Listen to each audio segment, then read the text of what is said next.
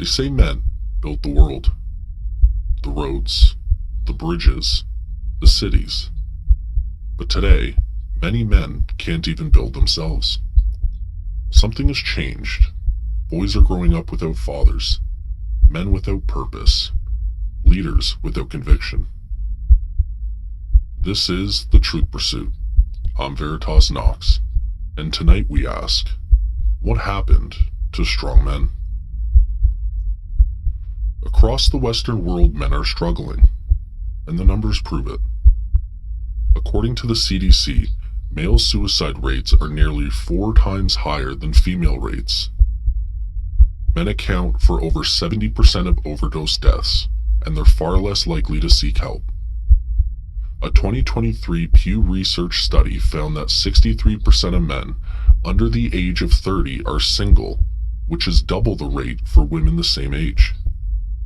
And the amount of men reporting no close friends has tripled since the early 90s. We're told men have privilege, but most don't feel powerful. They feel lost. The decline of fatherhood is one of the most devastating and least discussed social collapses of our time.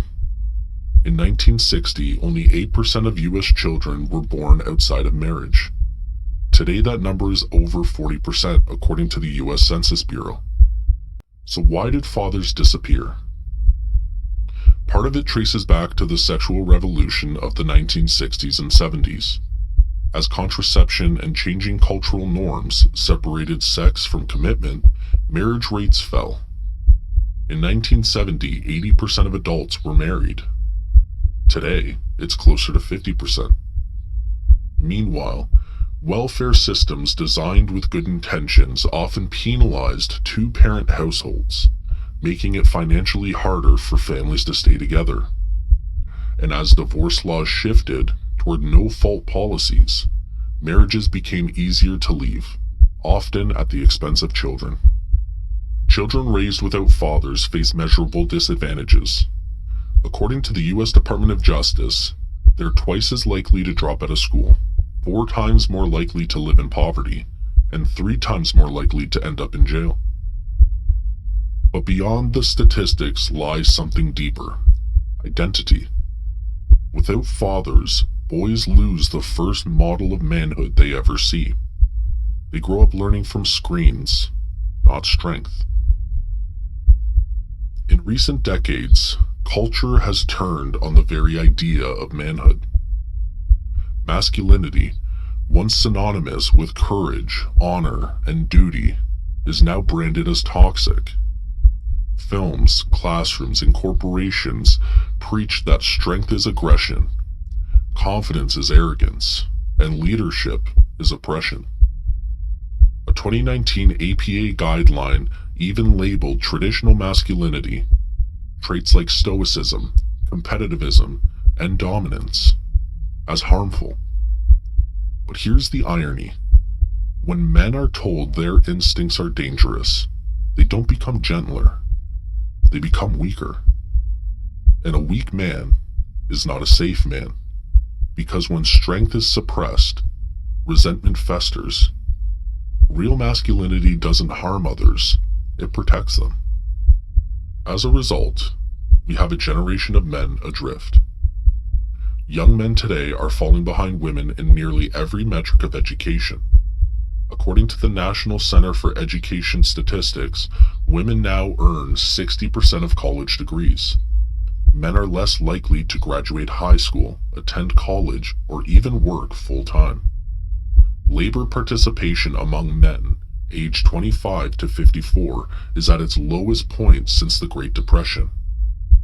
If men aren't working, aren't providing, what are they doing? Online, millions of men drift into isolation, consuming empty entertainment, pornography, and algorithmic rage. Without purpose, they find addiction. Without guidance, they find extremism. And without faith, they find nothing. But masculinity isn't dead. It's just been forgotten. True masculinity isn't about domination. It's about direction, It's about the quiet strength to do what's right, even when the world mocks you for it. It's about leading your family, building something that lasts, to protect, not control, to serve, not submit, and at the center, faith. Studies show that men active in faith communities are more likely to stay married, more involved in their children's lives, and less likely to abuse substances or commit crimes. Faith gives men purpose, something higher than pleasure, status, or ego. Across the country, a quiet movement is growing. Men are leaving behind apathy and rediscovering discipline. Through brotherhoods, gyms, churches, and small communities of accountability. The manosphere may have its flaws, but beneath the noise is a real hunger for meaning, for order, and for truth. The crisis of masculinity isn't the end of men, it's the reforging of them. Strength isn't toxic, it's necessary. The world doesn't need weaker men, it needs better ones. Men who build, men who protect, men who believe. The kind of men who don't just pursue truth, they live it. You've been listening to The Truth Pursuit. I'm Veritas Knox. Stay awake, stay watchful, and remember, the truth isn't lost, it's waiting. Will you pursue it?